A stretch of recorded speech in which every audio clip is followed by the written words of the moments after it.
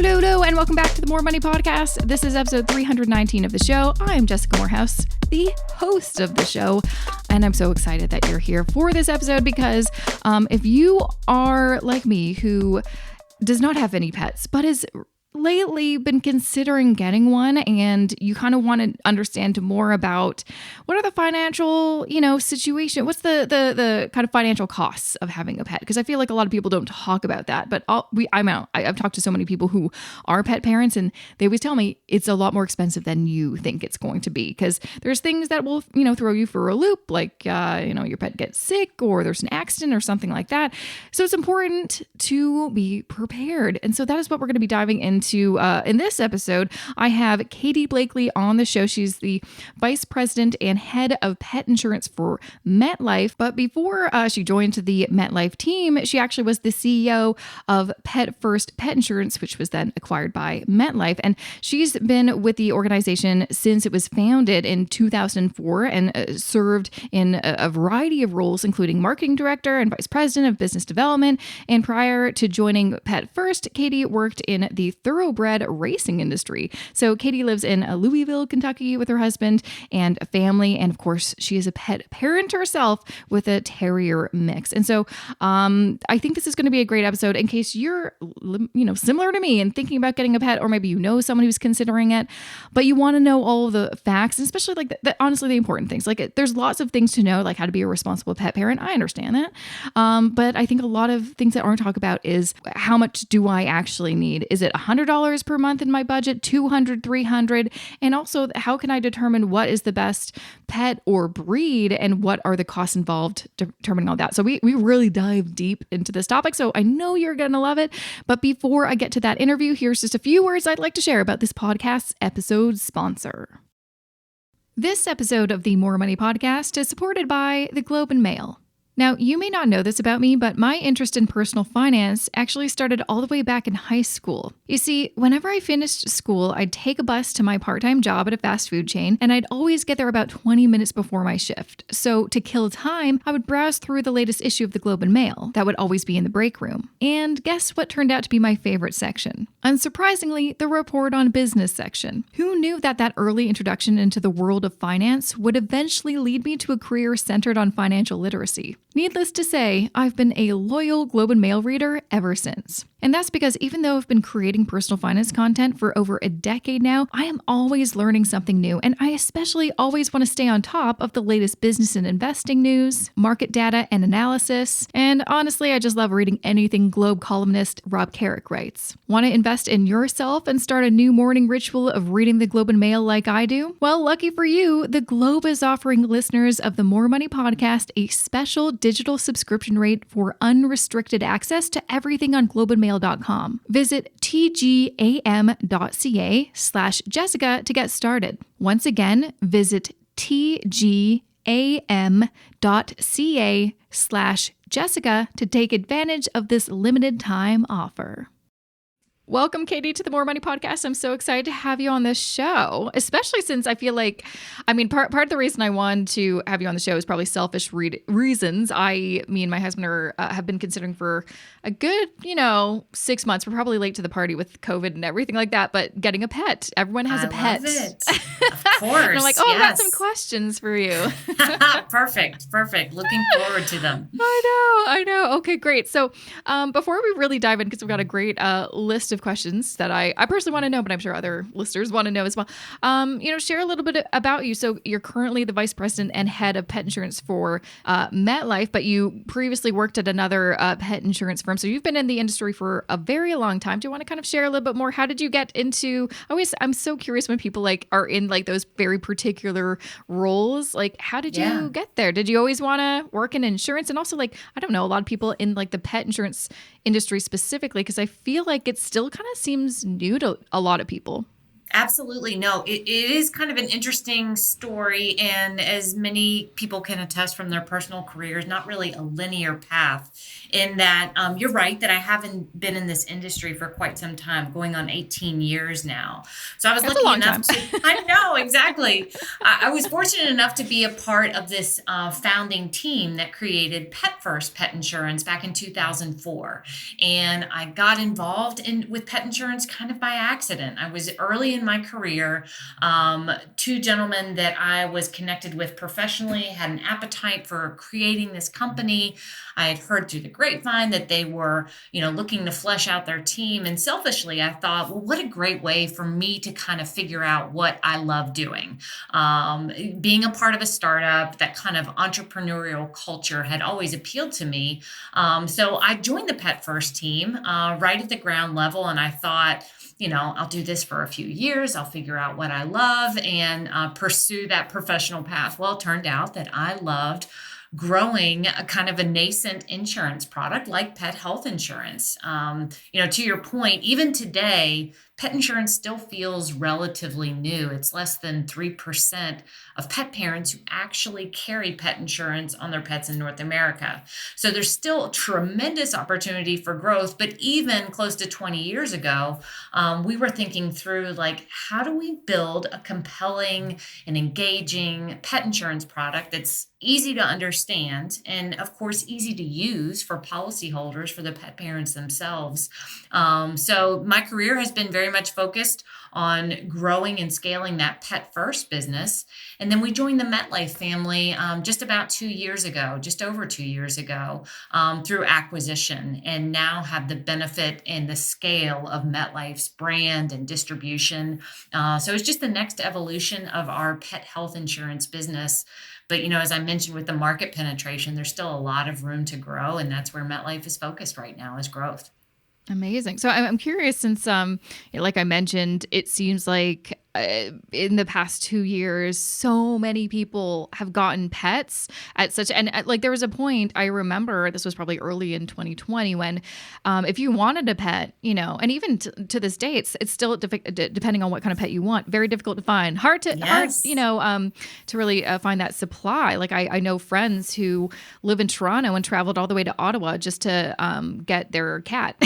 So, wow, incredible. Yeah. And so I'm curious, what kind of effect has, the past couple of years, because of COVID and all of us staying at home and needing, an extra furry friend, how has this impacted, kind of the pet insurance industry? Yeah, well, you hit right on the head that the key, impact of the pandemic was, of course, everybody in every, part of the world was reevaluating what's important to them. How do they want to invest their time? How do they want to invest their money? And a lot of folks were taking stock of, what's the makeup of their family? And for a lot of people, it already included a pet. And for a lot of people like yourself, it sounds like you were evaluating, do we need a furry family member? Would that be something that creates value inside our household and helps us make us feel a little more whole? So that's one of the really positive effects of the pandemic. But then, of course, to your point, a lot of people ran right out in March of 2020 and adopted a new animal or worked with a breeder to get a new pet, such that by the summer of 2020, certainly into the fall of 2020, the inventory of adoptable animals was down significantly, which is a great thing. So that's been a little bit tricky for now. People who do want a pet have fortunately been able to get access to that pet, dogs, cats, guinea pigs, and everything in between. But when it comes down to pet health insurance, the pandemic has been a catalyst for growth in this industry as well, because pets are living, breathing things. And even though they're not human family members, we do treat them like family members. And that is kind of the emotional side of a product like pet health insurance. But then there's also the very practical financial piece of pet health insurance, in that it helps you manage the risk of the unexpected. What if my pet gets sick or injured? And of course, these are things that pet parents are thinking about, but especially new parents of furry family members. if they're not already thinking about it, that's where we're really challenging people to make sure. I hope it's pet health insurance, but even if it's not, you need to have a financial plan for what am I going to do when the unexpected happens? If I'm faced with a veterinary bill of $1,000 or even $5,000, what am I going to do? And am I prepared so I don't have to make tough decisions based exclusively off the financial component? Yeah. And I feel like for me and my husband, like part of the reason I think we didn't really think about getting a pet for a long time was just, our lifestyle didn't really accommodate for that. But, we've kind of realized, okay, we always, had this idea. It's like, well, what if we want to take a year off and travel? It's like, we're not going to do that. Like, that's just not, that's like, it's like we talk about that. I'm like, if we wanted to do that, we would have done that. And I don't think I want it, like just in our careers, it's like, it does not make sense for me to take a year off. Like I've worked so hard for what I've built. I don't want to do that. I can do a vacation for a few weeks, but maybe not a year, maybe in the future when we want to retire or something like that. And so that's, a big reason why we're considering, and we're not going to have kids. It's like, okay, what can we do? What can we add to our family? But honestly, a big hesitation, I think, is the financial burden. So many people I know get into it, and, a lot of people adopt a pet, for emotional reasons. They, just like they want it, but they don't really think about, like you kind of mentioned, the practical side of things, the financial side of things. And I've seen so many people, they're like, surprise vet bill, several $1,000s, and they don't have that. And then that, becomes a really tricky situation where then they have to rework their budget or put it on credit. And now they're paying off debt. That's always been a concern for me. Is like, I just, it's hard to kind of, I guess, evaluate what is the cost. And so I kind of want to start there when people are like me considering getting a pet. And obviously the cost can vary depending on what type of animal you want to adopt as well. What are some key things that you need to think about outside of just like, well, we need to get, a food dish and, some things for the house? What are some things that people forget about that may be, really expensive down the road?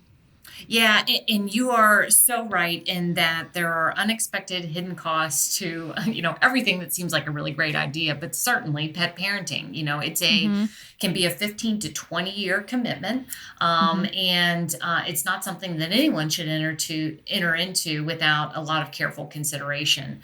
But to your point, you have expenses related to the basic care of, I need a safe place for them to sleep, a safe place for them to be where I'm away from the home. Maybe it's a crate, maybe it's gating. I need to think through food, grooming, these types of everyday expenses. But then, of course, there's the unexpected nature of veterinary care. And with veterinary care, there's a component of everyday expenses. There's the vaccinations, spay and neutering, flea and tick prevention, things like that, of which pet health insurance can and does cover depending upon the plan that you purchase. But the scary side of it is that unexpected care. And it's worth noting that veterinary care is as sophisticated as human health care. It's just always come down to what pet parents are willing and what they're able to pay for. So there's organ transplants for dogs and cats. There's chemotherapy and dialysis, all the things that we do to help, manage our own human health. We can, of course, do for our dogs and cats as well. And so that's where, when the unexpected happens, just like, again, with our human children or our parents or spouses, that you go to the emergency room and expenses can, creep up very, very quickly. The same is true for our pets as well. So it's not something where you have the luxury of saying, let's spend $1,000 and then we'll take this little guy home and reevaluate what our next steps are. You're going to be prompted, in the span of 20 minutes to say, am I authorized to do this surgery? Am I authorized to initiate this treatment? And you need to be prepared so that you can hopefully say yes to what needs to be done financially, so you can just really focus on what's best for your pet and in the end, what's best for you as well. So making sure that you have a financial plan before you're ever faced with those tough decisions is a really critical component. So I'm curious, besides, outside of getting pet insurance, in terms of just like having some cash on hand, like a pet emergency fund, just for those kind of little things, maybe, not veterinary costs, what are some, things that, costs that may come up again that, people may not expect, or how much is a good amount to set aside for having a pet? Just, always having that kind of pet emergency fund in mind. Yeah, and that can be a really smart idea too. Anywhere from $30 to $50 a month is often what we recommend for pet savings. And sometimes that can seem like, my goodness, what in the world would I be spending $50 a month on for my dog or for my cat? But even aside from the veterinary expenses, there can be a lot of unforeseen expenses, especially as I hope we start to enter some post-pandemic world where we start leaving our homes a little more regularly, perhaps a little more consistently. In terms of returning to an office environment, there's a lot of people who have rehomed a pet in 2020 and 2021 that pet has been at home with you all day, every day. And when you start to return to an office later in 2022 or into 2023, situations like anxiety or separation anxiety can crop up, and you may find, gosh, you know what? I need to have a pet sitter come and check on my pet twice a day, every day. Those types of expenses can be significant. Also, maybe doggy daycare or some kind of place where I drop my pet off, that can be very expensive as well. So it's not just the veterinary side, it's really anytime there's a change in your environment, or of course the pet circumstances as well, certainly related to their health. But maybe as people with a dog or a cat introduce a new baby into the family, or have another family member come stay with them, anything that's changing your pet's environment is certainly going to potentially result in increased expenses as well. And that's where some form of savings can certainly make sense, where of course I'm biased, but I'm always going to be an advocate for the insurance, because just like with auto or homeowners insurance, you never know when this unforeseen expense is going to crop up. So you want to make sure that if something happens in month 2 and I just have $100 in my savings account, that's going to leave me in a bit of a tight spot. Whereas if I had the insurance, I've got the benefit of, a plan that will cover $5,000 or $20,000 worth of expenses, or maybe no ceiling on expenses. That's why I think it's such a great idea to invest those dollars that you would have put towards savings toward an insurance product, because then you have the full benefit of that risk management right from day one. You don't have to wait until you've got critical mass in your savings. Yeah. So I'm curious, what kind of plans, maybe this is kind of similar to human health insurance, but what kind of, coverage or plans are available? Because I know there's probably a variety, and I've heard from some people like, oh, I had pet insurance, but then, something happened with my pet and it wasn't covered. So how do you, Right. Kind of evaluate the different plans to make sure that you do kind of get the best coverage for your pet? Yeah, that's a really great and important question. And the critical component of any good pet health insurance plan is making sure that you've got a broad spectrum of services that are covered related to unexpected accidents or illnesses. And we always like to recommend that people get coverage for illnesses as well. There are a lot of providers that will offer accident only plans, which are really affordable, but that's due in part to most of your unforeseen vet expenses are going to be tied to illnesses and not accidents. So make sure you've got that accident and illness coverage for unexpected care there. And then, of course, you want to make sure, a lot of pet parents do like this component of having optional wellness. So if I want to get coverage for vaccinations or any kind of preventative care, that's available to me. It's something that's important to us at MetLife. And we see that a lot of pet parents of younger pets will add that optional wellness, but also a lot of pet parents of more senior pets will add that optional wellness. So it's kind of a reverse bell curve, where it makes sense at the beginning and towards the end of the pet's life. But the other thing that I'll just caution listeners to look out for is just making sure that there's no surprises. Of course, we always say that, like, you want to be aware of any hidden fees or surprises in terms of the coverage itself, but making sure that your coverage is as robust as possible with no hidden waiting periods or exclusions. And I'll give you a couple of examples. Some providers may exclude coverage for things like an ACL tear or a CCL tear, which can be very common among larger breed dogs. Like dogs that might be prone to hip dysplasia as well. You want to make sure that there's not a pull out that says, oh, we cover all of these accidents or illnesses except ACL tears or CCL tears, because that can be one of the most significant expenses as it relates to surgery and the ongoing care that's required after the incident occurs. So just making sure that there's no surprises, that you feel like your coverage is pretty straightforward and transparent in terms of what it does cover, but also what it doesn't cover. And one exclusion that you'll see across all pet health insurance providers is pre-existing conditions. So that's if my dog already has cancer or my cat is already diabetic. Insurance would not cover those conditions that are already identified and already for which symptoms have manifested. You can get coverage for anything that will happen in the future, of course, but it wouldn't cover that pre-existing condition. And that's just another reason just to encourage pet parents early in your pet's life, when everything is perceivably fine and everybody looks healthy, is a great time to get pet insurance, because you don't want to wait until something has happened to try to secure coverage, because I think then a lot of pet parents can be disappointed with their options. Yeah. No, I know another thing to consider is obviously the breed, the type of pet and the breed. Like some research I was doing is certain breeds are more prone to health issues. So that may make it very difficult to find coverage, or if you do get coverage, it's more expensive. What are some things, for people that aren't, pet parents yet, but considering it, what should they look out for, especially when they're deciding, what kind of pet to get? Yeah, that is a really good call out, because there are some providers who will exclude breed specific conditions that will say, gosh, to my point earlier, this is a large breed dog. They're prone to hip problems. We're not going to cover anything related to hip problems.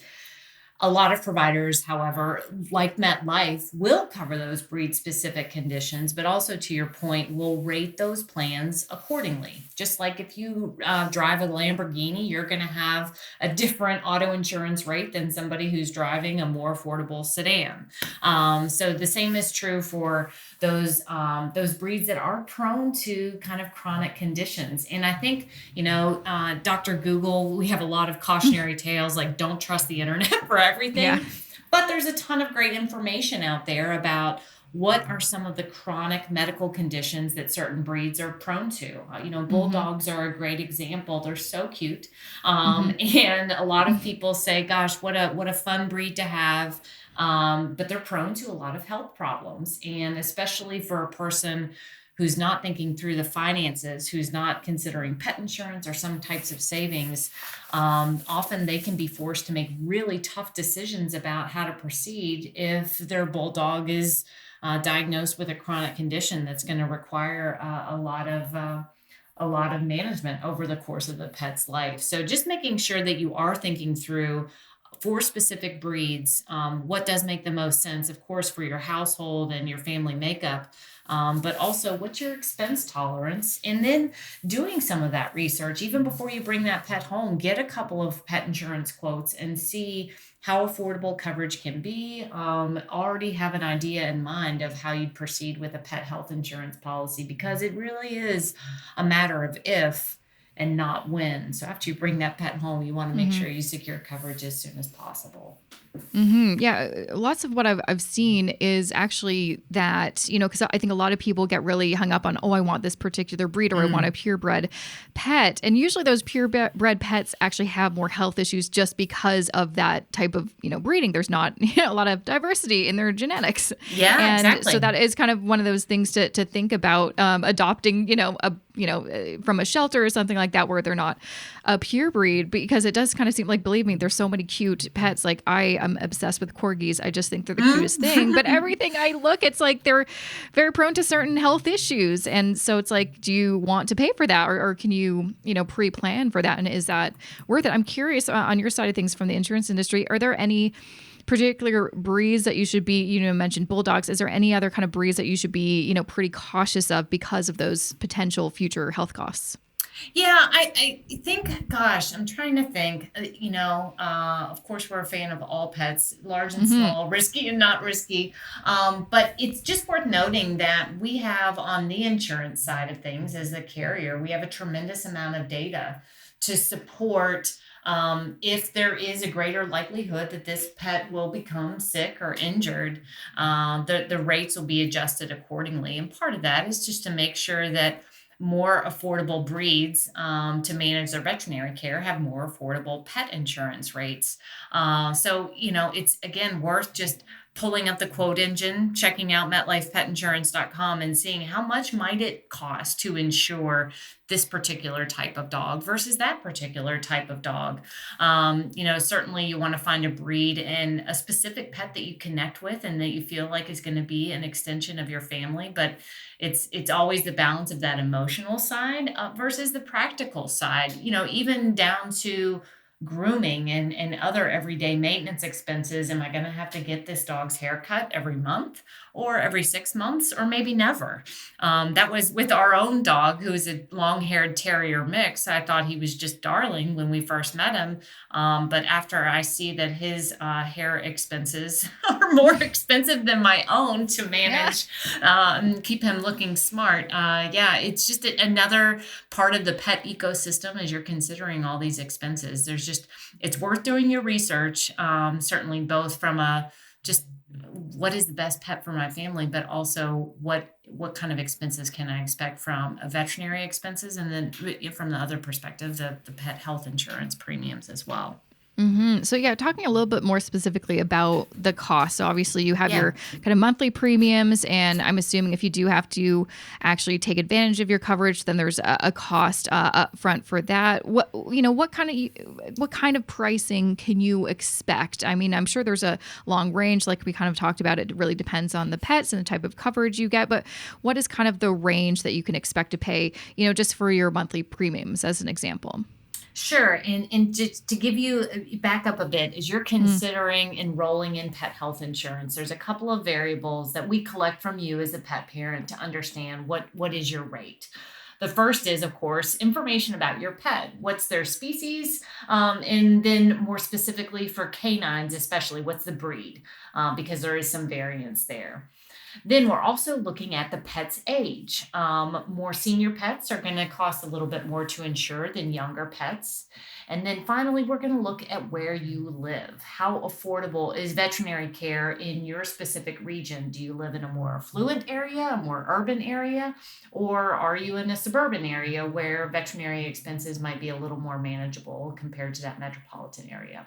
So after we understand those factors, and that again, all completed through a very simple online form or working with an agent in a call center, then we start going through, okay, how do you want to structure your plan?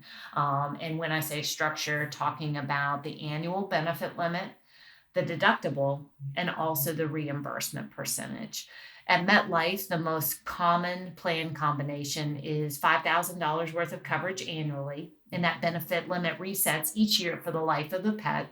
A $250 annual deductible. So once that's satisfied, your benefits kick in. And then 90% reimbursement after that. So to give you an example, my first claim, say, is $1,000. I would get $250 off the top and reimburse 90% of that balance, 90% of the 750.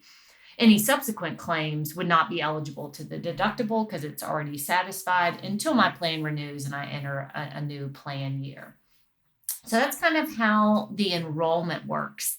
And we really pride ourselves on having a lot of flexibility when it comes to our coverage options. So I mentioned what's most popular, but often if a quote's returned and it's $35 a month, for example, our average premium is $45 per month. So of course that considers all breeds, all ages. But if I get a quote for $35 a month and say, gosh, I really wish it started with a 2. If I could get into the $20 range, this would be an easy yes for me. I can increase my deductible, take it up from $250 to say $500. I can reduce my reimbursement percentage and go from 90% maybe down to 80%. There's levers that we have to help pet parents customize a solution that's perfect for their pet, but also perfect for their finances as well. And then the other great thing is you can make those changes along the way. And we've had that happen, even going back to, I know we talked about the pandemic, but there were lots of negatives to the pandemic as well. A lot of people were facing job loss or maybe furloughs and had to look at their finances and say, you know what, I'm going to have to trim back my pet health insurance premium here.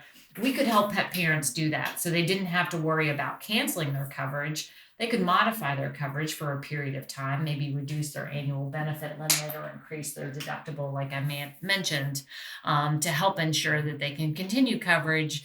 But it's flexible and can grow and evolve with the pet, but also with the pet parents' needs. That's super helpful. That's super helpful. I'm curious too, because we've kind of touched on, we've talked a lot about dogs. I'm kind of curious, just from, lots of the data that you have, are dogs just generally more expensive than cats? You know what? That is so interesting because the answer is no.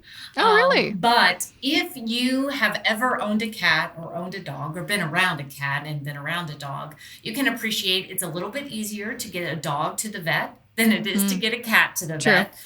Cats can be a little more savvy. They've earned their reputation of saying, I see that carrier's out. I'm no fool. I'm going to hide under the bed until the coast is clear. But it can be just a little bit more challenging to get those cats to the vet.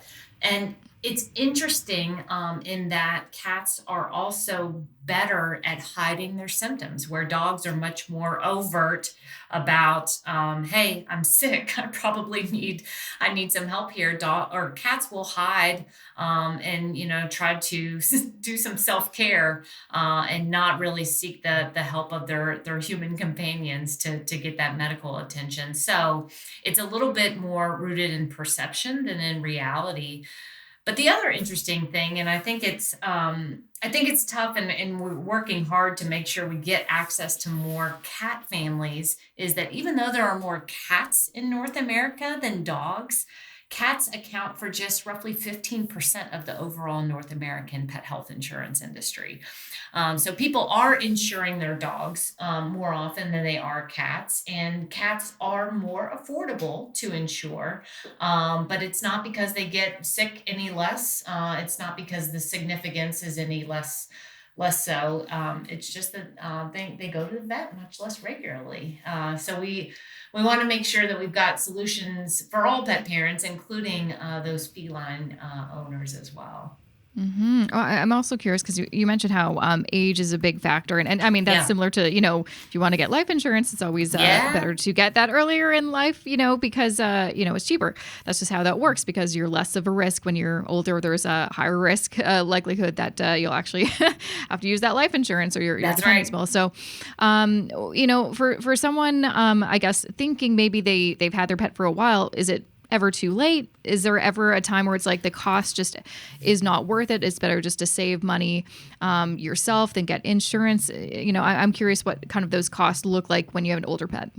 Yeah, and actually, I mentioned my dog, Franklin. He is in the senior segment now. He's now 12 years old. And his pet insurance premium is just over $65 per month, for another point of reference. So as a more senior pet, certainly his rate has changed with age. It's worth calling out, I didn't mention this before, but your claims activity will never affect your premium, at least with MetLife pet insurance. And that's incredibly important to us because we don't want people to be afraid to file a claim, kind of like you are with your auto insurance or your homeowner's insurance, saying, is it worth me doing this because I don't want my rate to go up? That doesn't happen with MetLife. So no penalties there for using the insurance. But you're right in that the rate will increase as the pet ages. But I always think it's a smart idea to consider pet insurance, even if your pet is already 12, even if your cat is already 15 years old. Certainly your rate's going to be more significant, but it's because your risk is more significant as well. So even if you have waited, I always encourage people to take a look at insurance because, that next expensive veterinary bill could be right around the corner. And it's always better to be prepared.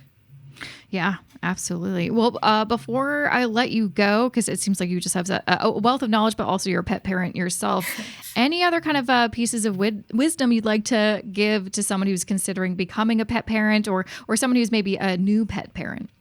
Yeah, I think it's just a matter of doing your research, making sure that you're prepared mentally, physically, and financially for, I hate to say it this way, but the burden of pet parenting. There are so many joys to this journey. And I was one of those people that it sounds like you, that I was very focused on my career. And I thought, gosh, I don't really have time for a pet. But 11 years ago, I adopted Franklin, and it's been such a joy for our house, even as our family has expanded now and we have human children at home. Franklin is definitely a part of the family, but I'm so glad I did my research. Franklin struggled with separation anxiety. I really worried that he was not going to make it in terms of he couldn't be left alone. And those are just some of the early behavior related challenges that we wrestled with. But it's just making sure that you're prepared, that you've got a good network of people that you trust, of course, a veterinarian, but other pet parents who can make recommendations along the way. So if you're considering pet parenting or new to pet parenting, making sure that you have those resources that you trust, but that also you have a plan for the unexpected, especially when it comes to the finances. Yeah, I mean, that's one thing that kind of brings to mind. There's so many great online communities for specific pets. So if you have a specific, breed or something like that, and you want to find information and firsthand experiences from pet parents, oh, believe me, there's going to be a Reddit thread or a Facebook group dedicated to that community. Right? Yes. Yeah, yes, indeed. There's always a community. Well, thank you so much, Katie, for being on the show. It was a pleasure having you, and thanks for sharing all these really important, I think, financial tips and pieces of information that people should know when it comes to investing in a pet, because it is kind of an investment, isn't it? Indeed it is. Well, thank you so much for the opportunity. I really appreciate it. And that was episode 319 with Katie Blakeley. Once again, she's the vice president and head of pet insurance for MetLife. If you want to learn more about some of the topics that we discussed, always check the show notes, jessicamorehouse.com/319. You can also visit MetLifePetInsurance.com/pet-insurance. Lots of resources there. And of course, you can follow MetLife on Twitter and Instagram. But again, I'll just include all of those links that will be easy to access in the show notes for this episode, which you're going to want to check out because there's some important information in the show notes, which I'm going to share in a moment. So hang tight. I just want to share a few words first about this podcast episode sponsor. This episode of the More Money Podcast is supported by the Globe and Mail. If there's one thing I've learned over the years, it's that the most important investment you can make is the one you make in yourself. But learning about actual investments is pretty important too. That's why I've been reading the Globe and Mail for close to 2 decades now. And I've got to say, it's an investment that has always paid me dividends. Not only is it one of my favorite resources for business and investing news, actionable personal finance advice, and helpful tools and calculators, the Globe keeps expanding its personal finance coverage to keep getting better. That's why they've added Erica Alini, who you may remember from episode 311 of the podcast, as one of their personal finance reporters, launched a new beat called The Future of Work, which looks at how technology and the pandemic are changing how we work in Canada, and continue to share helpful explainers on things like mortgages, ETFs, RRSPs, and TFSAs, so Canadians can become better informed. Want to invest in yourself and start a new habit of reading the Globe and Mail every day like I do? Lucky for you, the Globe is offering listeners of the More Money Podcast a special digital subscription rate for unrestricted access to everything on globeandmail.com. Visit tgam.ca/Jessica to get started. Once again, that's tgam.ca/Jessica to take advantage of this limited time offer. Okay, so announcements, things I want to share. Again, reminder, check out the show notes for this episode, jessicamorehouse.com/319, because the first thing that you're going to want to check out, and reminder, is I'm doing a big book giveaway. If you go to, again, jessicamorehouse.com/319, or you can just go to jessicamorehouse.com/contest. You can find all the books that I'm giving away. I think currently there's 5 I'm giving away. There's more I'm going to be giving away as more authors come on the show and have a book that they would like to share with you wonderful listeners. So make sure to go there to enter to win one of the books. Honestly, some of these books, I think, you've got a really good chance of winning them. So, what's the harm? What's the harm? So that's number one. Number two, if you're not aware, I have a ton of freebies, especially as we are in tax season and stuff like that. I've got like my tax prep checklist and things like that. All of this is now housed. I'm trying to kind of consolidate it. So it's not like, where do you find all of my freebies, all these like random web pages? Everything is now housed in my free resource library. So if you go to jessicamorehouse.com/resources, that is where you can sign up for free and access not only all of my kind of, guides and checklists, but I've got some free spreadsheets. I've got past webinars, a ton of good stuff for free. Again, all tucked into my free resource library. And lastly, too, if you don't know, I also have an investing course. It's called Wealth Building Blueprint for Canadians. So it is a very specific course that is focused on educating Canadians about the fundamentals of investing, but also how to implement the passive investing strategy, which I talk a lot about on the show. So that means, investing for the long term, building wealth, and investing in a portfolio of index funds.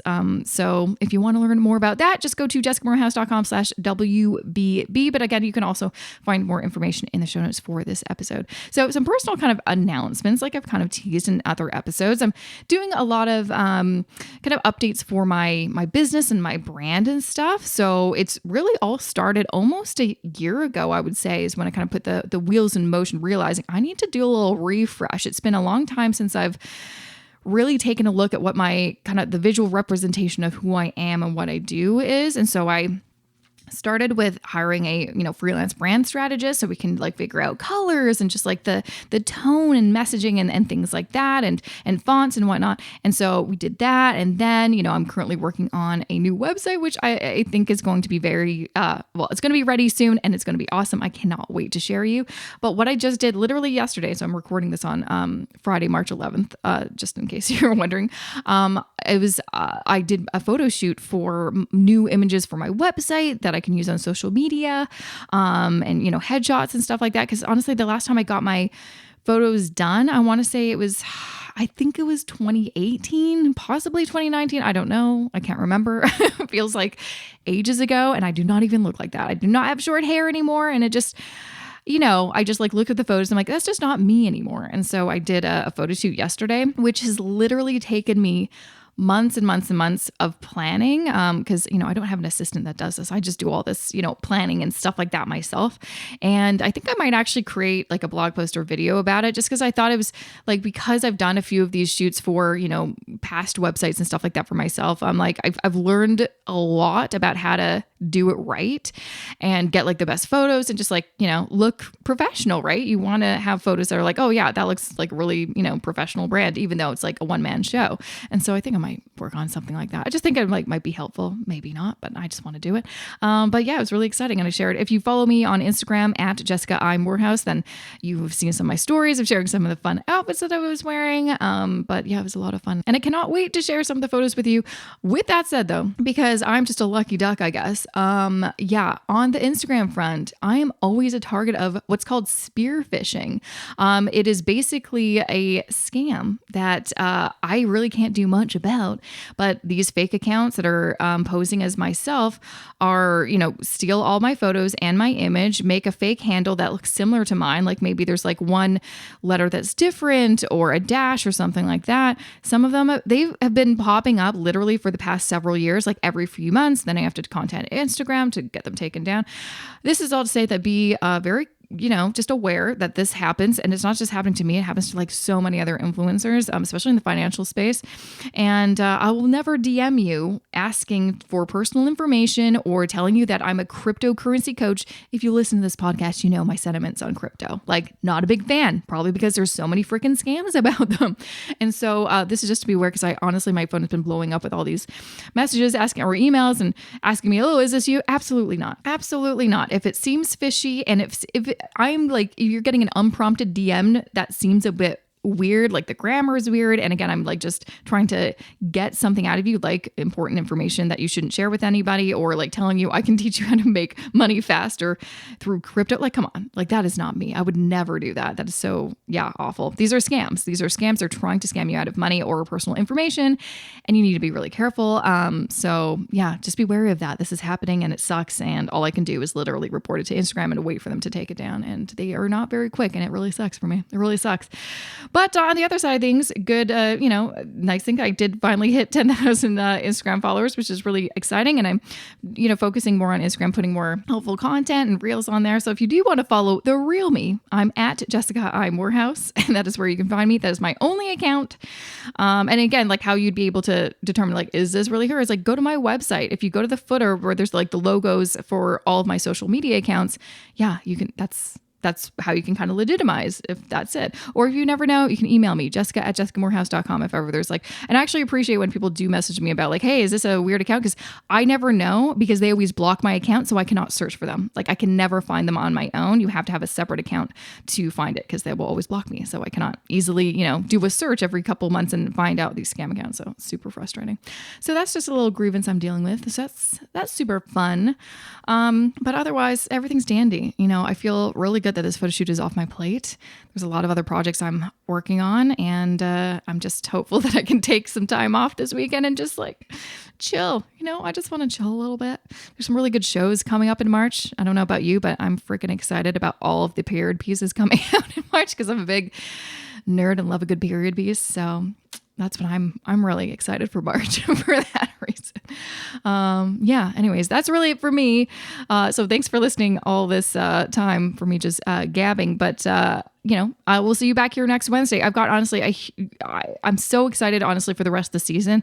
Such an amazing variety of guests and topics. Just to give you a little teaser, we're going to be discussing like money and mental health, getting out of debt, the financial industry, investing in fine art, real estate, so many good things. Retirement, of course, that's always going to be a topic. We've got quite a few guests talking about retirement planning and investing. So lots of good topics to get excited about. So anyways, thank you so much for listening to this episode. I will be back here next Wednesday, like I mentioned. And also, of course, a big shout out to my wonderful podcast editor, Matt Rideout. And I will see you soon. Have an amazing rest of your week and weekend. See you very soon on the podcast, or I guess hear you soon. You know what I mean. Anyways, goodbye.